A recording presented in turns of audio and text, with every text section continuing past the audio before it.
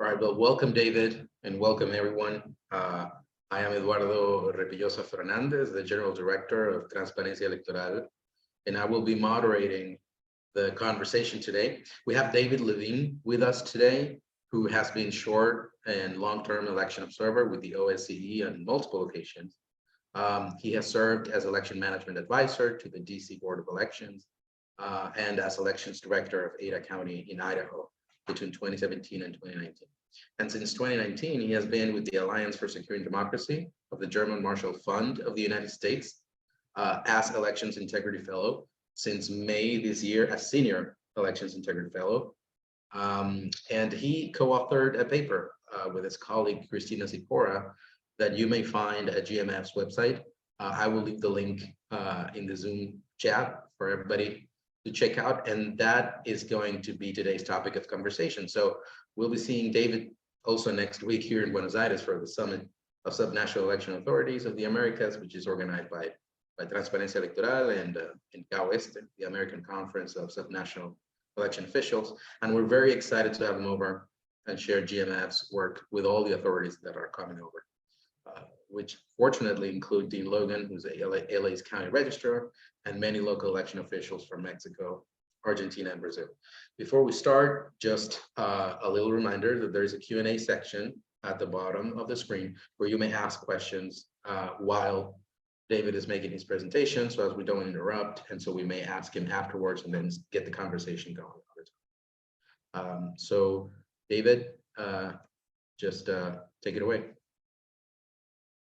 Eduardo, thank you so much for that kind introduction, and thank you for hosting the webinar. I'm excited to be here, and I'm excited to have the opportunity to talk about some of my research and talk with and confer with election colleagues across the Global South next week. I encourage folks, once I've had a chance to share a bit about my recent paper that Eduardo alluded to ask questions and ask away. This topic that I'm covering is certainly, not the beginning on this issue, and it certainly won't be the end as well. And while this paper that I wrote with my colleague Christina Sikora, Countering the Weaponization of Election Administration Mistakes, focuses on the U.S., this is something I think that for those who run elections and those who support election officials is probably something that you're seeing in whatever country, you're operating and administering elections in. As Eduardo sort of touched on, I'll just sort of say at the top, again, my research interests as a Senior Elections Integrity Fellow focus on election access, trust, and security, and the external threats from malign actors and the challenges many countries face in conducting free and fair elections. And, in my work on a day-to-day basis, I'm consistently looking at vulnerabilities in electoral infrastructure, administration, and policies. Countering the weaponization of election administration mistakes was a paper that came about for some very specific reasons. Since 2020, for those of you that are familiar with the United States' electoral administration landscape, we've seen states introduced hundreds of laws based on widespread, or based on false claims, of widespread election fraud. Election officials, Eduardo mentioned Dean Logan, and of course there are others right here as well, who played an integral role in carrying out a safe and secure election that year, have frankly been quitting in large numbers due to continued threats and harassment, stemming from many of those same election lies. And this, creates this toxic combination, that presents a potentially fraught scenario for 2024, which is you have a newer cohort of election officials serving in their first election, which could likely result in more mistakes, any of which can be weaponized to feed into false claims of stolen or rigged elections. And in this report, Christian and I detail how election officials can learn from past mistakes to try and prevent future ones from being weaponized in 2024. Eduardo, can you take it to the next slide?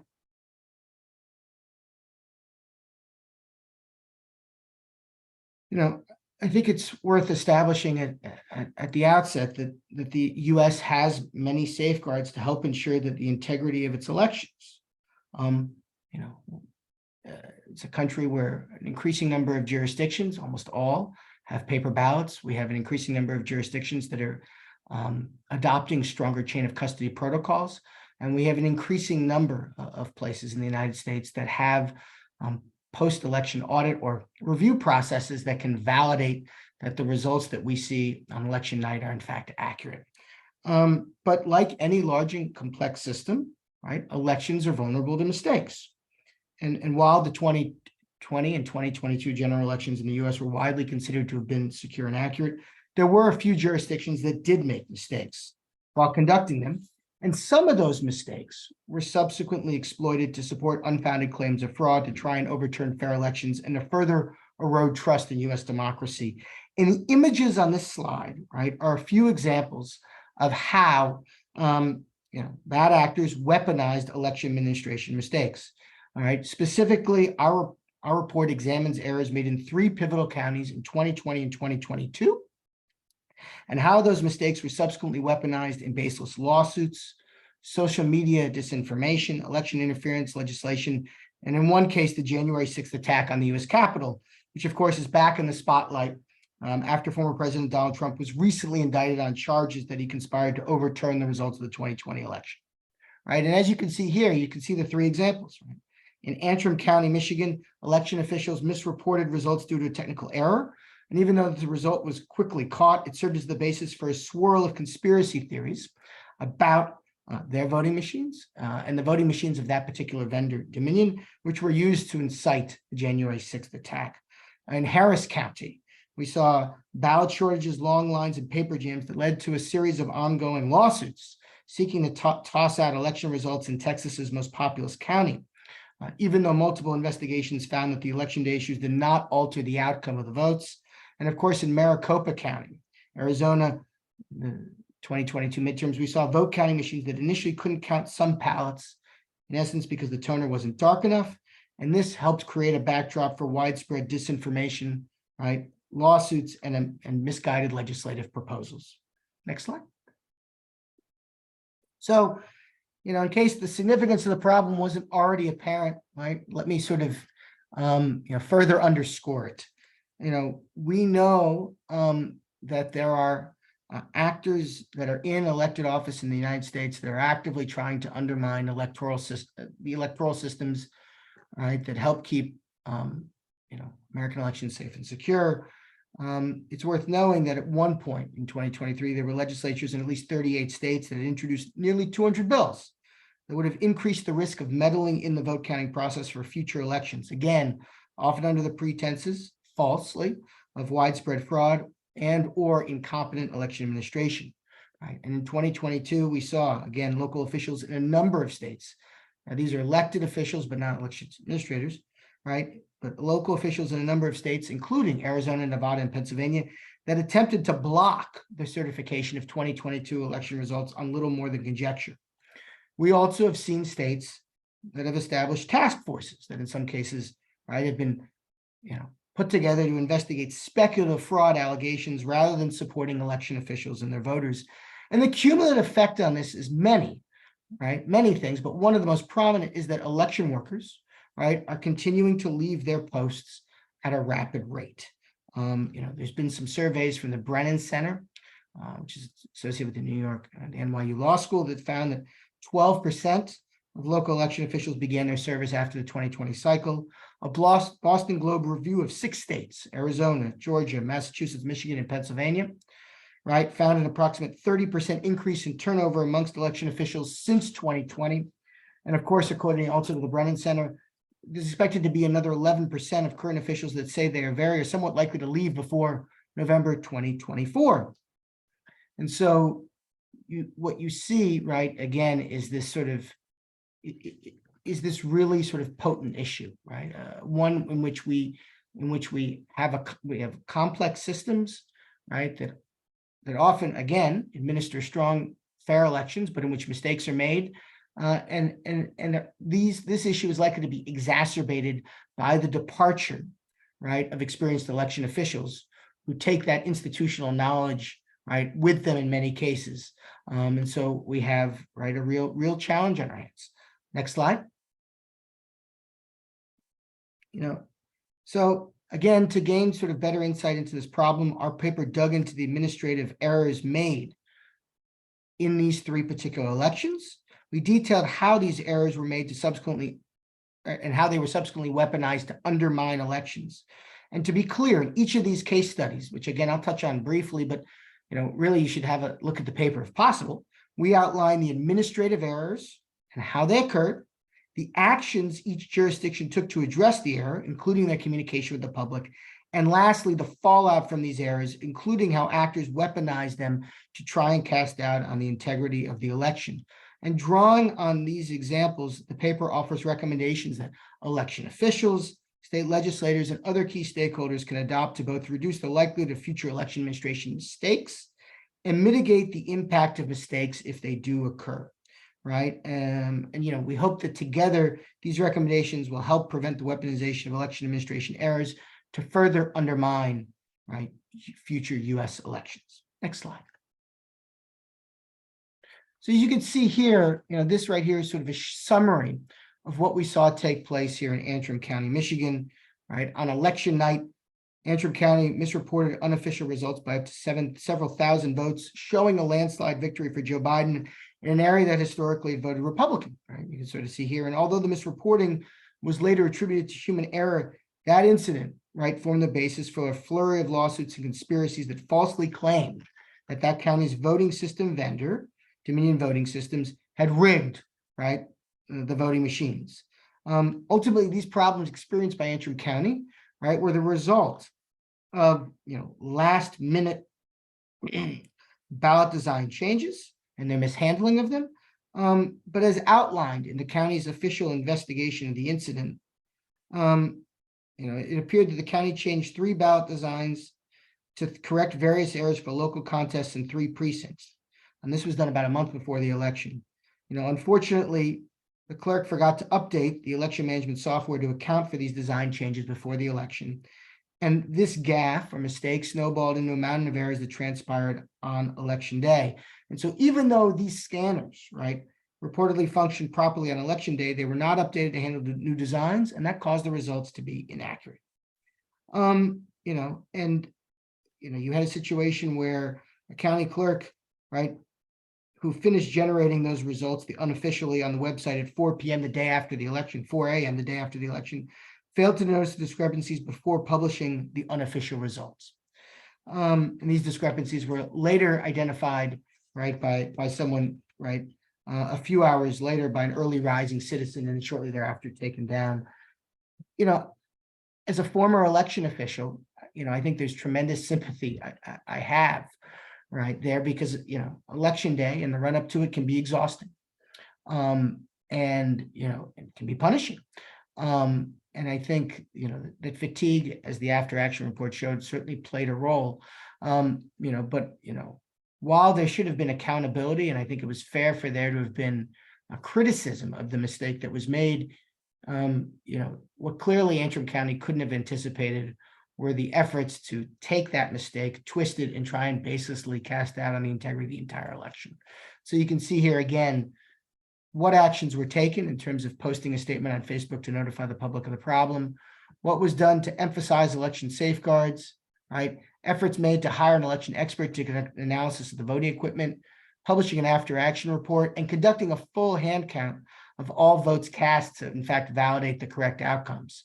And even in spite of all those steps, you can see there in that right-hand column, right, what transpired thereafter in terms of a flawed report, false claims, and everything else that led up, of course, unfortunately, to what transpired on January 6th. Next slide. So again, I want to be mindful of time here, so I'll go through a little more quickly here. But these next two, of course, are about jurisdictions that ran 2022 midterm elections, so something that was a bit more recent.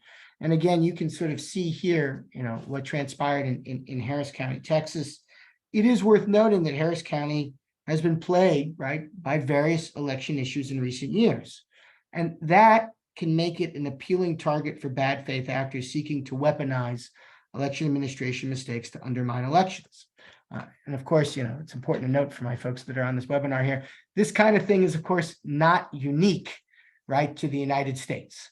I think one of the things is as you're thinking about whether or not you may be targeted is not only about the possibility that you may make mistakes when you're administering an election, but what in fact the history has been. Because the likelihood is, as we've seen, that if you have made mistakes in the past, or you are in an area where there has been bad faith actors that have tried to needlessly or baselessly cast down the integrity of your elections, that there's a decent possibility that they may try and do that again.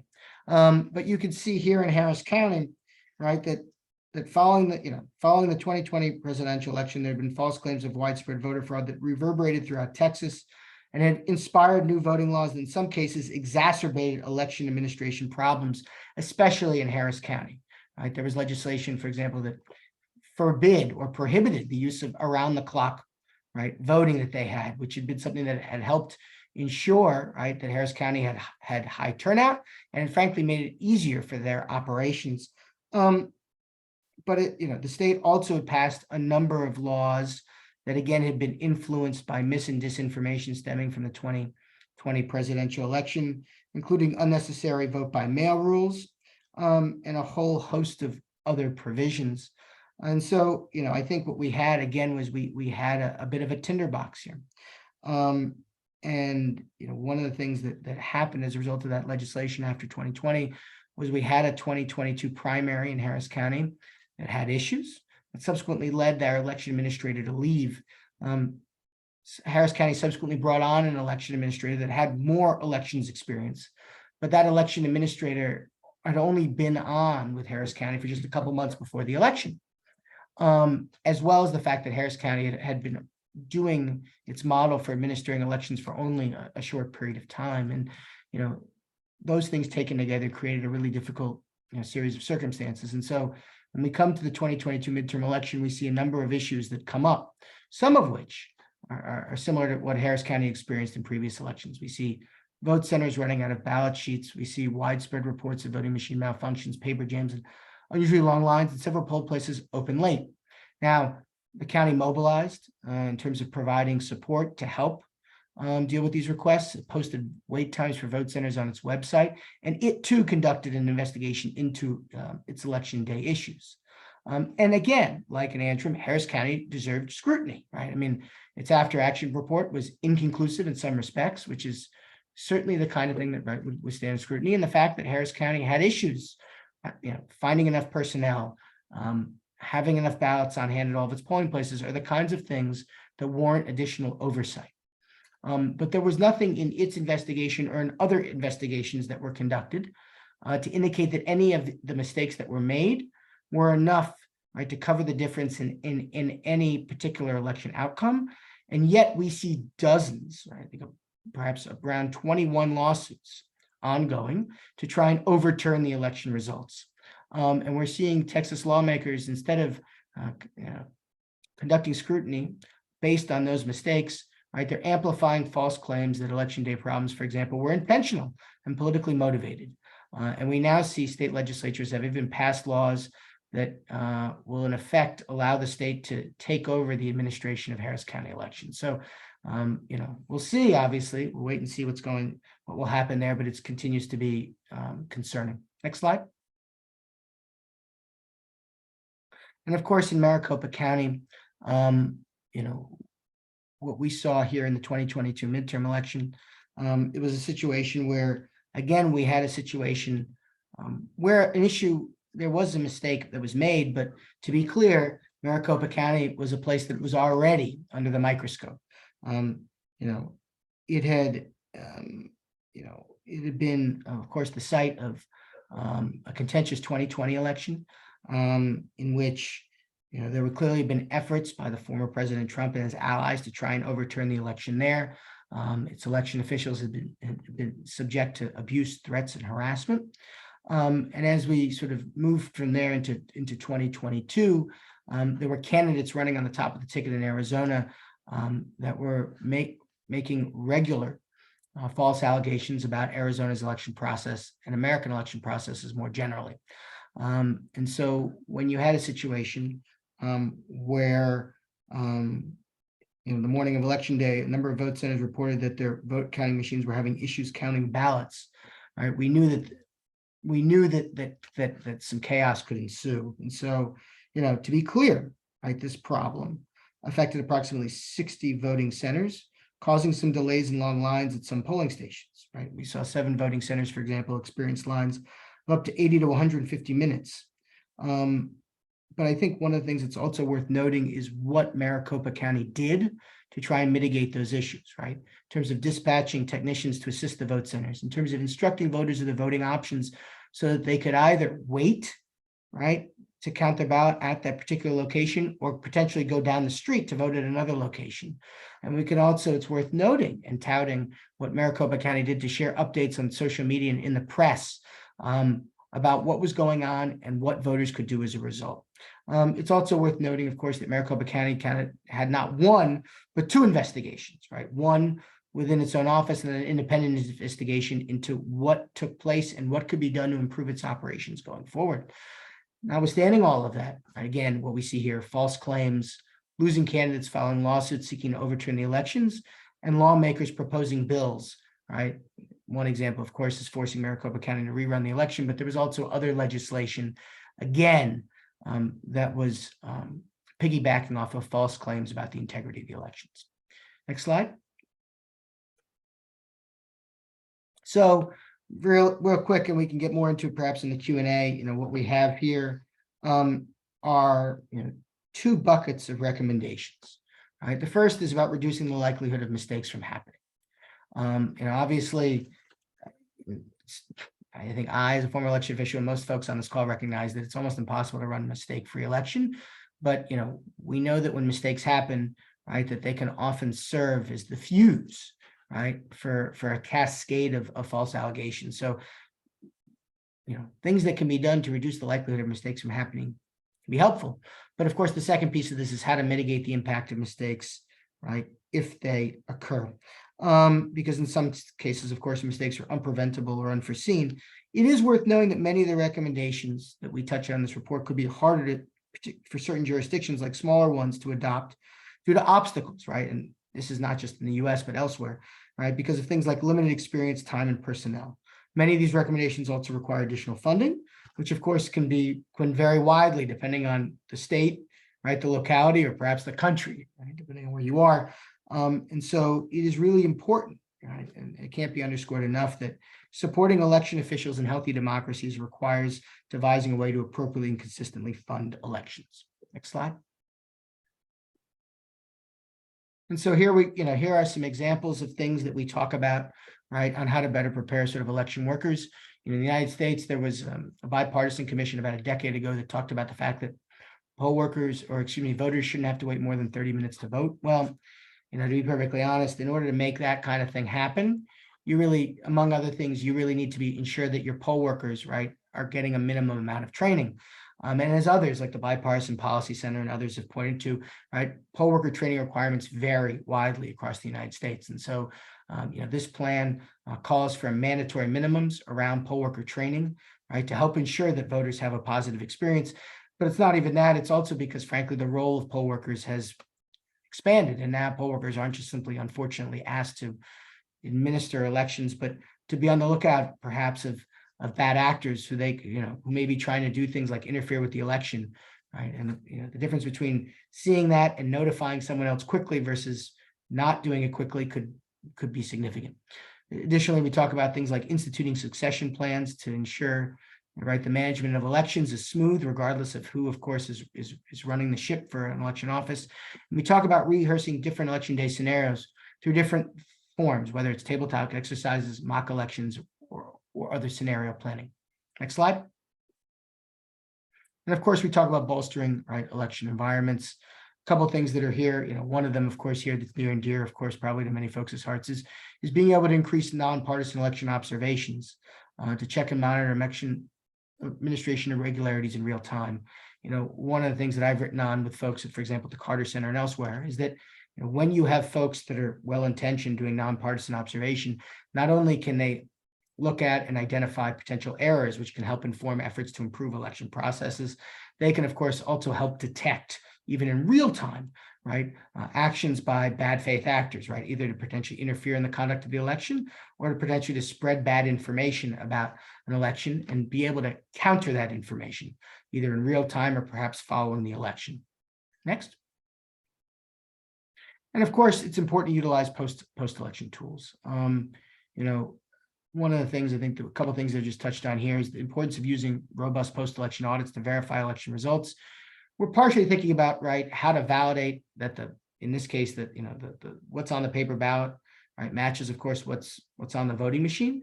But frankly, there can be other kinds of audits, like process audits, for example, that are done in the state of Michigan, and to make sure that people are following the processes as they're laid out in law. It's also important for election officials to have landscape analysis tools to track problems as they're occurring. This was something that hurt Harris County in the 2022 midterm. It's really important for you to have eyes on what's going on so that you can respond as quickly as possible to any potential issues that may be occurring. Next. And of course, it's important to try and improve your communications to address mistakes, right? One of the things I think that's really important that comes out of this is number one, trying to think about, and developing proactive communication crisis plans to prioritize quick and transparent communication to the public. Sorry, I know we're over here. But how we can make sure that we're doing that ahead of time so that when issues arise on election day, maybe ones that we anticipate, we have the ability to quickly put out what in fact is the election procedure and how it's in fact being administered, right? So that we can quickly take down, right, and cast out, obviously, on the baseless allegation or false information being put forward.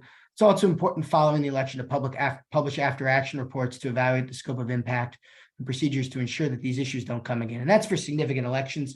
It may even be important to do an after action report by an independent entity, but at least there should be something done by the election body. All right.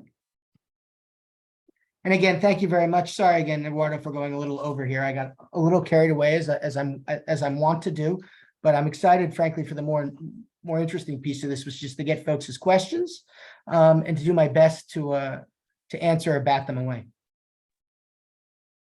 No, absolutely. I don't worry about the time. I think it was a very interesting, and I think it was very summarized in any occasion. I'm going to leave perhaps. Now I'm going to stop sharing so that we can turn into a conversation mode, and then bring it up if anybody wants to check, or you want to check out anything in the slides or use it to answer any of the questions. I want to remind everybody that the Q&A section at the bottom of the application, at the bottom of the screen, is where ideally you should ask your questions. I will get started with a few, actually with a few questions that I have myself, if that's okay, so that I can get the conversation open. In the case of, I believe it was Antrim County, is that correct? Is that MI? Is that Michigan? Yep. That's Michigan. So that's so the results that were published in the 2020 elections, that they were misreported because of the mistakes that were made. There was a new that the software wasn't adapted to the changes to a new design that they had in place. Were the results that were eventually certified, were they published on the website? Yes, yeah, they were. They were. And I think one of the questions, of course, is point out is that they were, and I know that in the interim until that happened, there were efforts by, for example, state and local election officials to try and both counsel patients from the public and explain to them what was being done, right, to look into the results of the issue that had come out that had been erroneous, and then figure out how to do it a bit better. And what's also interesting, there, and it's not uniform, but there was actually decent reporting around sort of, again, this is part of it, we didn't touch on it here, but it is worth noting, there was decent reporting from media around what in fact had taken place. Unfortunately, it was subsumed, right, and overwhelmed in some respects by bad actors, right, including those that were allies of former President Trump. But, the results were published on the website, and while the problem was being looked into, there were updates that were being made by local and state election officials, along with some media, to try and help ensure, the public that in fact this was something that was done in error, was being looked into, and it was going to be rectified. I understand. And in the case of Harris County in Texas, you said that one of the repercussions that the mistakes had was that it kind of helped the independent legislature theory perhaps get traction in the legislature, or did it just, was it only or mainly focused, like the efforts, were they focused on Harris County, or basically on every county in Texas? That's an excellent question. So I think, and I should have been, let me be a little clearer, Eduardo, you make a couple good points. So clearly, following the 2020 election, there was a lot of mis and disinformation surrounding it, right? That of course contributed to the January 6th insurrection. And much of that fueled legislation across the United States, including in Texas, right? And so, Texas then ended up passing some legislation, for example, that put in, as an example, unnecessary rules around vote by mail, right? Texas had successful vote by mail, and there were rules put in place that made that process more onerous unnecessarily, which led to many more errors in the 2022 primary election. Additionally, there were other things that the legislature did. For example, they prohibited, in effect, through legislation, Harris County's ingenious innovation during 2020 to allow for around-the-clock 24/7 voting, right? I don't mind if you want to prohibit, right, voting like that, and you have a valid, objective reason for doing so. You didn't put in, there was insufficient security protocols, then we'll talk about them. But there weren't insufficient security protocols. You had a jurisdiction that was trying to think outside the box and run an election during a pandemic that in many cases, right, was leading to some folks wondering whether or not, right, it was safe enough for them to go out and vote. And Harris County doing what it did not only made the process more accessible, it made it more safer, and it resulted almost certainly in fewer issues on election day because more people were taking advantage of voting ahead of time. So, you had that. Now, I think that's one piece of this, but I think the other piece is that, to speed up to the 2022 midterm elections, which I think is what you were really getting after, Harris County had some mistakes, right? They ran out of paper ballots in some places, and differences in how many. There were questions about, right, polling places opening on time.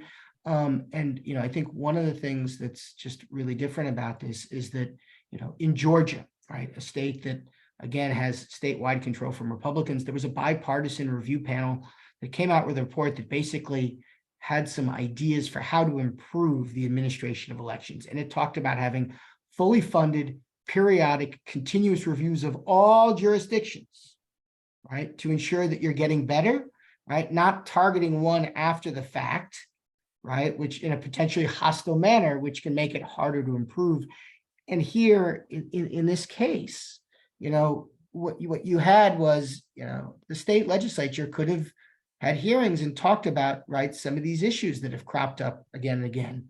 And again, could have even spoken about perhaps the need for changes in personnel. I mean, Harris County, of course, changed its election administrator after the 2022 midterms. So it's not as if they were simply standing pat. But what you had instead, right, was there were mistakes that were made, and the legislature, right, seemed to use them more in a way to sort of cast doubt on the integrity of the elections, which turned itself not only into the 21 lawsuits that we see seeking to overturn the results, which don't appear to really have evidence behind them, but we also saw legislation that seems, right, wholly unnecessary, right? The legislation that would allow for the taking over, right, of the removal of the election administration position on September 1st, 2 months before Harris County is going to have a mayoral election, right, and putting elections back in charge of sort of the elected officials in Harris County that previously done a few years back. There's almost nobody that works in elections that thinks that that's a good idea. And, I think that, that kind of thing is really problematic. And I think, again, there was also legislation, that Texas pushed, or an effort that Texas recently did where they pulled themselves out of the Electronic Registration Information Center. Right? That's something that many other states have done as well. So this wasn't just something tied to Harris County, but, in the United States, unlike many other democracies, there's not a centralized voter registration system. And so the Electronic Registration Information Center represents one of, in fact, the best tool for states to be able to share information with one another so that they can ensure that those on their voter rolls, right, are in fact, right, eligible registered voters. It's also a way of being able to get others onto the rolls who are eligible. And so, again, the legislature, right, didn't follow sort of, I guess, best practices in the evidence. They seem to have been pressured politically, and they now appear to be pulling out of ERIC too. That's a very, that's a kind of a concerning point a little bit. The fact that they may be being pushed by political interests. But in the end, so that's the case of the two first counties, and then you mentioned Maricopa County, which is in Arizona. Some call it ground zero for election denialism. So will there be because you mentioned that there was a lawsuit that state legislatures had proposed a bill to rerun that election. Do you know if that election is going to be, is that something that just doesn't have any chances of passing?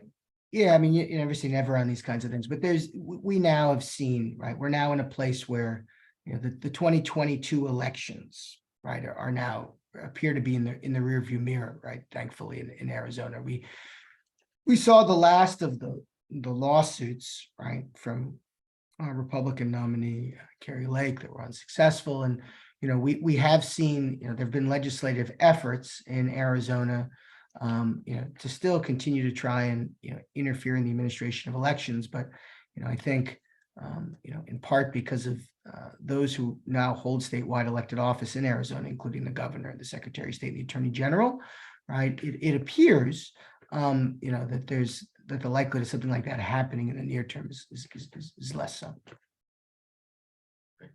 So there is a, you mentioned that one of the things that could potentially solve this issue is getting the idea across that elections need to be funded properly, right?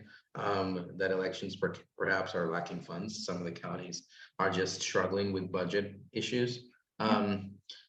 Where does the funding in the United States, I know that every state is a world, and that every state handles itself differently, and so at the county level is even more diverse. But where do funds usually come from? Because I've seen, I've heard from other election officials that are usually, I think the Election Administration Commission provides a few grants for counties to update their software, or perhaps grants to improve election systems in several ways. But is that enough? Where do funds usually come from to fund these elections? And what would the source of that be? No, I think that's an excellent question. And I think what you see is almost universally right. Not everywhere, but in the vast majority, right? Elections are funded at the local level, right? And in fact, if states and the feds, state governments and the federal governments don't step up, then localities are left entirely holding the bag. And that's just not sustainable, right? It's not sustainable in a world in which, right, voters expect to have multiple ways to be able to cast their ballot, right? And which in the States can often mean, right, in person, perhaps by Dropbox, certainly by mail. It's not, it's not doable and not practical to have something like that when you're asking election officials to defend themselves, right, against nation state actors, right? Authoritarian actors that we, the Alliance for Securing Democracy, all often study. And, again, whether it's the Russias, the Chinas, and the Irans of the world, it's not feasible, right, for local election officials to be able to run, right, elections and rely on local funding when there are unforeseen things that come about, right? Whether it's a pandemic or an inclement weather event. And so, unfortunately, while there have been chunks, right, of federal funding, there isn't durable, consistent federal funding, right, to help these localities out. And many states some states, I should say, are also struggling in this respect as well, right? I mean, the way we have it is that, states oversee the administration of their elections, localities do the work of running them, right? And for a long time, the funding really came from those two places. But we live in a world today where, we need the support of the federal government to help fund the elections. I mean, you could just simply look at the fact that, in federal elections in particular, right? Obviously, on the ballot, you have federal races. So you would think federal races are on the ballot, there should be federal funds. That makes sense to me.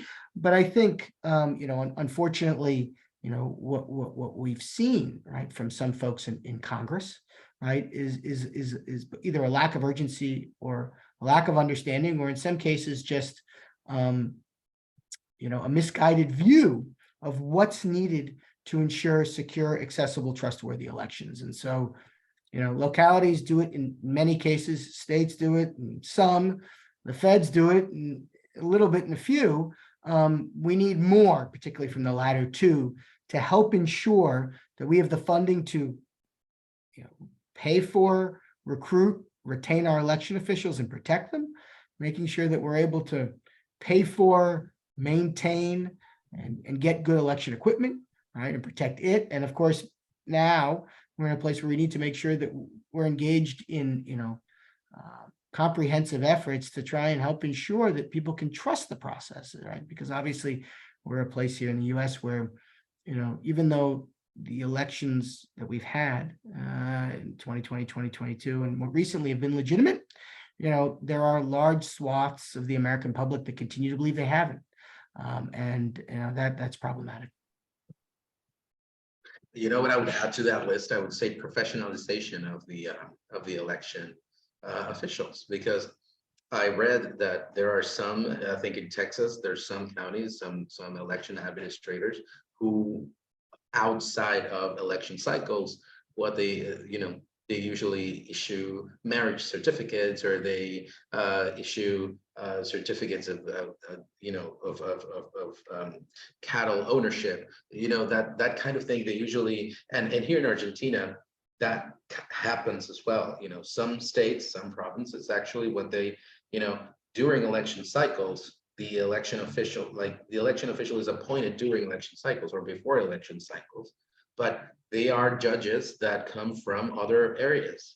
They're judges who every year they dedicate their full-time dedicated to other issues, and then they're appointed temporarily to the election administration. And it's a process that we understand that it's a citizen process, that it's something that we should be able to know how to run. Eventually it's just, but there's no permanent staff, is what I'm saying, in some of the jurisdictions. That's exactly right. I mean, I think that, often it can be easy in the US or even perhaps in other countries when you're talking about elections to sort of be in your own bubble of the big jurisdictions that have a lot of full-time staff and IT staff and cyber staff to do things, but you need to be able to meet election officials, right, where they are. And, I mean, we now in the States, right, have been referring to concerns about what we call, right, target-rich, cyber-poor jurisdictions, which in many cases are smaller jurisdictions. They may serve smaller groups of voters, right, but they don't have the ability, to sort of focus 24/7 on elections. And so figuring out, what physical vulnerabilities they have in their electoral setup, or the election office setup, something they may need assistance with.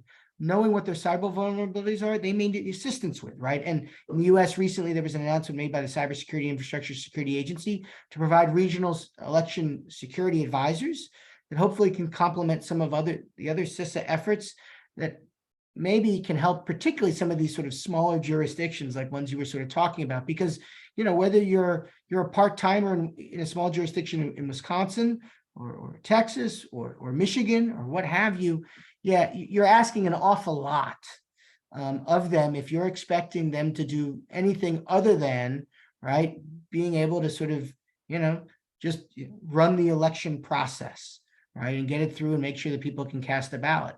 You know, but you know, there have been lots of good, you know, technology has evolved, and there are ways in which, and Dean knows about this, of course, Logan, but there are ways in which, you know, elections in many countries, including in some parts of the United States, are more accessible, right, to groups of voters than they've ever have been. But, you know, one is you have to be mindful about how that technology can be exploited. And number two is that didn't just sort of happen, right? You know, getting that technology cost money.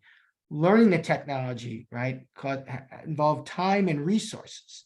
And, you know, to your point, I mean, there's a reason why so many election officials are reliant on vendors for their products, for their training, and sometimes even for the administration of elections, right? Because they're doing many different jobs. And so, you know, the professionalization piece matters. And I know this is something, at least in the States, that's on the radar, right, of a number of entities that are focusing on this thing, whether it's the Election Center, which of course is based in Texas and works with Auburn University, the Humphrey School at the University of Minnesota, the Election Assistance Commission. But it continues to be an enduring issue because we have, depending on your number, somewhere between the 8,000 and 10,000 range of jurisdictions.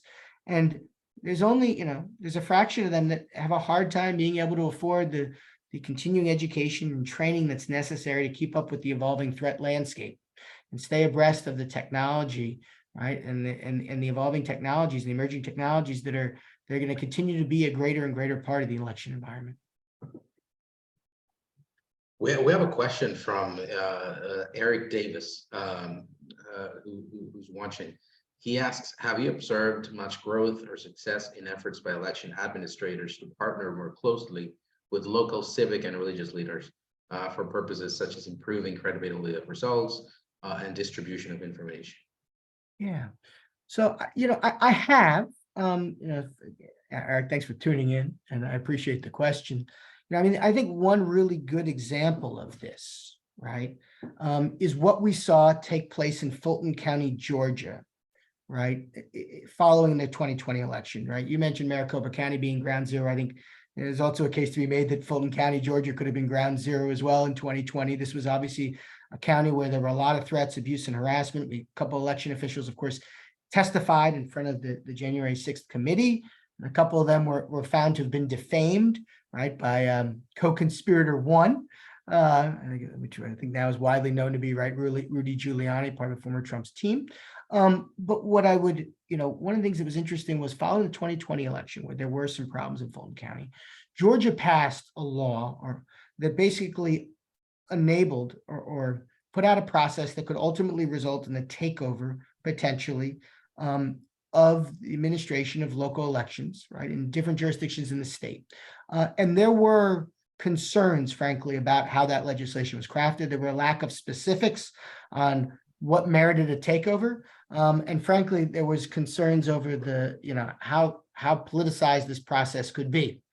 But, you know, one of the things I think that was really important was that when the legislature initiated the process to look at Fulton County and consider potentially taking over election operations, it brought on a bipartisan investigation panel of 3 people. It included the former, I think it was 2 Republicans and a Democrat, one of whom was the former general counsel for the Georgia Secretary of State. And the 3 of them very quickly realized that to actually see what Fulton County, you know, had done since 2020 and how they were going to administer the 2022 election, right? How they were going to possibly report back to the state legislature on whether to potentially take them over, right, was an overwhelming task, not least because it involved a tremendous amount of work, but also because all 3 of them had day jobs, right? And to sort of look at what Fulton County had done for a couple of years, there's all kinds of paperwork and processes to see, and these guys had their own things to do. And so the Carter Center, right, reached out not too far before the 2022 election and offered to help with the election observation of the 2022 midterms, which was going to be the biggest election that, of course, Fulton County was administering since the 2020 presidential. And the Georgia Secretary of State's office, right, and the panel said, yes, please, right, because the Carter Center has a rep. They know how to, observe elections in a nonpartisan manner, right? And they were going to be able to provide eyes and ears in a way that this 3-person committee wasn't going to. And so that 3-person committee ultimately put out a report that found that Fulton County had made a number of improvements so that they were in a much better place following the 2022 midterms than they had been after 2020, and that the county didn't deserve, there was no justification to take them over. But the way they got to that point, they were helped tremendously by the collaboration between the Carter Center, right, and this 3-person bipartisan panel that was put together, right, through this Georgia law. And it speaks to the importance that nonpartisan observation can play, as well as what civil society can do. I mean, Avery Davis Roberts from the Carter Center and I had written a paper earlier this year talking about how nonpartisan observation, right, could help deter bad behavior, but could also help bring to light how, in fact, the elections are administered, which could then, right, level set, right, expectations and provide a baseline about how, in fact, elections are being run. And Georgia took that information, this 3-person panel took that information and largely reaffirmed it. And the legislature didn't take over the elections, and Fulton County is continuing to move in the right direction. So, I'd like to see more examples of that kind of thing, but there's an example of it. That was actually going to be my last question about nonpartisan election observation. Because, you mentioned we also believe that is the case.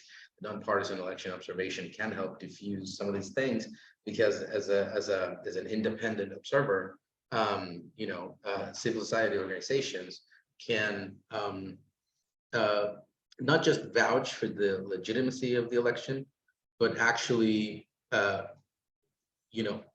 there's just this perspective that they can bring into the process to kind of amplify and as you say, bring to light everything that the election administrators do and how they do it and how elections are administered currently. So I think, yeah, absolutely, independent observation is just one of the things. But the question was actually, do you see this? So that's one of the examples one of the examples you were mentioning. I think that for the midterm elections, we were in Los Angeles observing the election, and it's a very decentralized way of organizing an election all across the United States. In our case, what happened was, when we got to some of the polling stations, the people who were running the polling stations were very very careful with who they let into the process, because the problem was there were some organizations or some actors were organizing to do what they called election observation, but they were actually some of the things that they said that they were going to do was actually trying to disrupt the process. So, and there was widespread fear, I think, or concern in the United States all over about these actors during election day. And so we kind of had a sense of that. I mean, polling station staff was very wary of, like, who are you? Okay, but where do you come from? And then, and then they had to call the county, and the county said, yes, they're election observers, they're allowed to go in. That kind of. So is this also like just like election denialism? Is it something like a way of, do you think this growing as well? Do you think this might grow as well as movements that? I think this is a concern, right? I mean, I think there were certainly folks in the run up to 2020 and 2022 that were providing election observer trainings in which they clearly were putting out false information and around what the election process was, and suggesting that there could be electoral fraud around every corner. And when you have people on a trigger like that, razor's edge, right, then that can certainly make for a more challenging environment. And I think I mean, I want to be clear, right? You have to have processes around the nonpartisan, right, or the election observation process. And I think one of the challenges, at least in the United States, but the US isn't alone in this, right? And I think for any country that either hasn't had observation or perhaps has observation rules that vary, is do you have an accreditation process, right? What awareness is there ahead of time? What are the rules around it, right? The observation process, right? Observers don't get to, what, for example, I know we've gone back to Texas now a couple of times, unfortunately, because it's not just Texas, but pick on Texas again, right? Passing a law that basically allows observers to go wherever they want in the polling place, right? That's not beneficial. And that does a disservice to election observation, right? Where you need to be able to ultimately be able to see and hear what's going on so you can make informed judgments about election day, right? To either, bolster the validity of the election and find out ways to improve. And so, I think it's really important that we need to be sort of those that are thinking about election observation need to think about how they can allow for it in a way that is safe, right, practical, and is mindful of the circumstances right on the ground. I think it's worth noting, and that isn't just for the in-person, but of course, even potentially on the remote observation piece as well, right? There were some great things that Neil Kelly, when he was the Orange County, right, Register Director of Voters, did to allow for remote observation when the pandemic was going on, and some of the safeguards he had in place to ensure that process was pretty secure as well, so that people could be able to observe and do it in a safe kind of way. But, I think that unfortunately, this issue is likely to continue to sort of percolate. I'm happy to share, there's a paper that I wrote with Avery Davis Roberts at the Carter Center last year that sort of talks about some of the things you can do to sort of strike that balance of ensuring adequate, right, observation access while making sure that, right, the administration of the election can go on and be done in a manner that isn't likely to be interfered with. But you're absolutely onto something, right? And this is something that, even the US at one point, there was a vote taken, right, by the National Secretaries of States that sort of expressed reservations about allowing foreign observers from the OSCE based in part on concerns about Russian interference. So this kind of thing is not new, right? But it involves a careful, informed conversation about, that has an accreditation process that walks people through what observation will be done, how it can be helpful, and what safeguards can be put around it to reduce the likelihood of interfering in the process. Right, that is right. I 100% agree with everything you said about observation, election observation. So, David, I think we've run out of time. It's already 4 p.m. on your end. It's 5 p.m. on my end. And I don't see any questions in the Q&A section as of this time. So I think it's a good point to wrap it up. I really thank you for your time, and I'll see you next week here in Buenos Aires. Eduardo, thanks again. It was a wonderful opportunity, and I'm excited to come down there and see you and so many other people doing really critical, valuable work in the election space. Thanks. Thank you so much. Thank you, everybody who connected, and have a good rest of your day.